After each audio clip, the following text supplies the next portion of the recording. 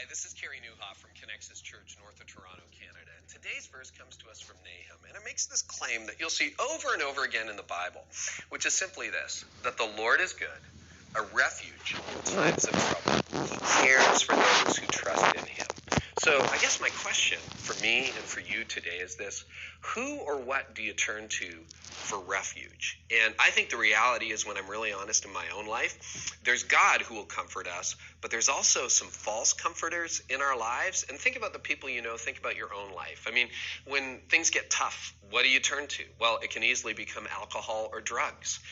And for some of you, that may be a problem. For some of you, you're like, no, I don't do alcohol, I don't do drugs. But that doesn't eliminate false comforters. So, for example, I'll give you one that's been a challenge in my life, which is food. If I'm feeling sad or I'm feeling frustrated, I'll often hit the fridge, rather than the gym, or I'll hit the pantry, and it'll be like I'm just going to eat something, and I'm not actually hungry. I'm just kind of struggling. Or another one that's been a challenge in my life, honestly, is work.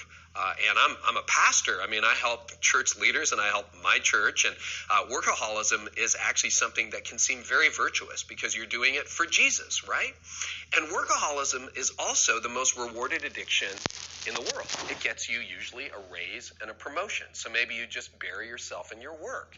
And if you struggle with turning to false comforters, like I do sometimes, for me it's work or food, remember, it's God who's our refuge. It's God we need to surrender to, because the Lord is good.